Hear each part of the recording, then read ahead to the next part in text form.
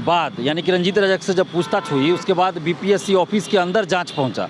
OMR sheet की copy बाहर ले जाकर रंगवाया जाता था, ये बात उन्होंने कहा। और उसके अगेंस्ट में आर्थिक अपराध इकाई कोर्ट भी गई थी, लेकिन क्या हुआ उसके बारे में भी कोई खोज खबर नहीं है।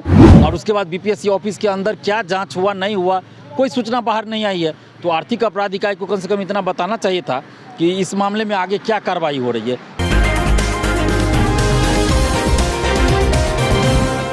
बीपीएससी 67वीं पेपर लीक के आरोपी रंजीत रजक जो हैं बेल लेकर बाहर हो गए हैं। लगातार कार्रवाई की जो है अभ्यर्थी मांग कर रहे हैं, लेकिन कार्रवाई जो है वो कहीं ना कहीं देखा जाए तो नहीं हो पा रही है अच्छे से। हमारे साथ बात करने के लिए छात्र नेता दिलीप है, लगातार बीपीएससी के मुद्दे को लेकर जो है एक्टिव रहते हैं।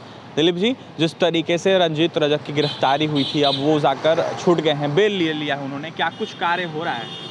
देखिए, 12 जुलाई को रंजीत रजक की गिरफ्तारी हुई थी और उसके बाद यानी कि रंजीत रजक से जब पूछताछ हुई उसके बाद बीपीएससी ऑफिस के अंदर जांच पहुंचा।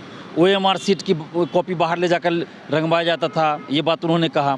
और इसके अलावा मेंस की कॉपी बाहर ले जाकर लिखवाता था। तो कुछ कॉपियाँ भी कुछ स्टूडेंट्स का, वो अभ्यर्थी का जो अभी तैनात है, माने नियुक्त है, कहीं कहीं कोई एसडीएम है, कोई डीएसपी है, वैसे लोगों का 1 दर्जन करीब कॉपी बाहर ले जाया गया जाँच के लिए। लेकिन उसके बाद क्या हुआ कुछ पता नहीं चला, बाहर कोई खबर नहीं आई कि क्या जांच हो रहा है नहीं हो रहा है। और रंजीत रजक को भी बेल मिल गया था और उसके अगेंस्ट में आर्थिक अपराध इकाई कोर्ट भी गई थी, लेकिन क्या हुआ उसके बारे में भी कोई खोज खबर नहीं है। और उसके बाद बीपीएससी ऑफिस के अंदर क्या जांच हुआ नहीं हुआ कोई सूचना बाहर नहीं आई है। तो आर्थिक अपराध इकाई को कम से कम इतना बताना चाहिए था कि इस मामले में आगे क्या कार्रवाई हो रही है, जाँच कहाँ तक पहुँची, क्या जाँच हो रही है, क्या जाँच पूरी हो गई या जाँच अभी पूरी नहीं हुई, तो क्या हो रहा है। क्योंकि अभी तक तो कुछ खोज खबर नहीं है रंजीत रजक की गिरफ्तारी के बाद। और रंजीत रजक भी छूट गया लगता है, क्योंकि बेल तो उसको मिल गया था तो बाहर ही आ गया होगा। और वो भी 67वीं पीटी पुनर्परीक्षा से पहले उसको बेल मिला है। तो ये बहुत गंभीर प्रश्न है कि क्या सरकार बड़े नेताओं, बड़े आईएएस आईपीएस अफसरों को बचा रही है। अगर अभी तक का अगर देखा जाए तो यही लग रहा है कि छोटी मछलियों पर कार्रवाई कर दी गई।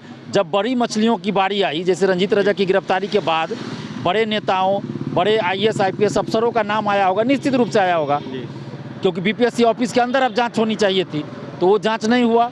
और इसलिए लगता है कि अब सरकार जो है आर्थिक अपराध इकाई पे दबाव बनाई होगी, आर्थिक अपराध इकाई को बोली होगी कि अब जांच को बंद कर दीजिए। मुझे जैसा लग रहा है यही हो रहा है। क्या लगता है टाल मटोल किया जा रहा है? लीपापोती कर दी गई है, अब इस मामले की लीपापोती कर दी गई है। अगर सरकार ईमानदार होती, अगर नीतीश तेजस्वी सरकार ईमानदार होती तो रंजीत रजक को बेल नहीं मिलता और अभी तक कई और लोगों की गिरफ्तारी हो गई रहती बीपीएससी ऑफिस के अंदर। बीपीएससी ऑफिस के अंदर किसी को अभी तक कोई कुछ नहीं किया गया है। अमरिंदर कुमार जो परीक्षा नियंत्रक उस समय थे, अभी भी परीक्षा नियंत्रक है, और उनको आईएएस में प्रमोट कर दिया गया। बीपीएससी पेपर लीक के बाद नीतीश और तेजस्वी सरकार ने आईएएस में प्रमोट कर दिया। उसके बाद सचिव बना दिया गया, परीक्षा नियंत्रक भी है और सचिव भी बना दिया गया। जबकि अमरिंदर कुमार को हम लोग हटाने की मांग कर रहे हैं। और अमरिंदर कुमार आरसीपी सिंह का खास आदमी है और वो पैसे की वसूली के लिए बीपीएससी ऑफिस के अंदर बैठा हुआ है और आरसीपी सिंह ने उसको बैठाया था। और अभी वो नीतीश कुमार से लगता है साठगांठ कर लिए, या नीतीश जी के जो करीबी लोग होंगे उनसे साठगांठ कर लिए, इसलिए नीतीश कुमार जी उसको नहीं हटाए।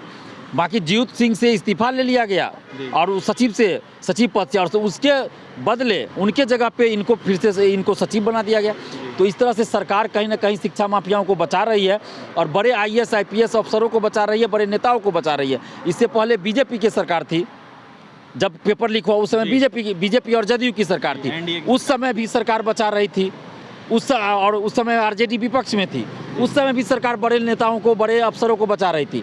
अभी आरजेडी जदयू सरकार में है, बीजेपी विपक्ष में है, तो भी सरकार बचा। यानी कि सभी पार्टियां एक ही हैं। चोर चोर मौसेरे भाई वाली बात है। इसमें सभी पार्टियों के बड़े बड़े नेता भी शामिल हैं।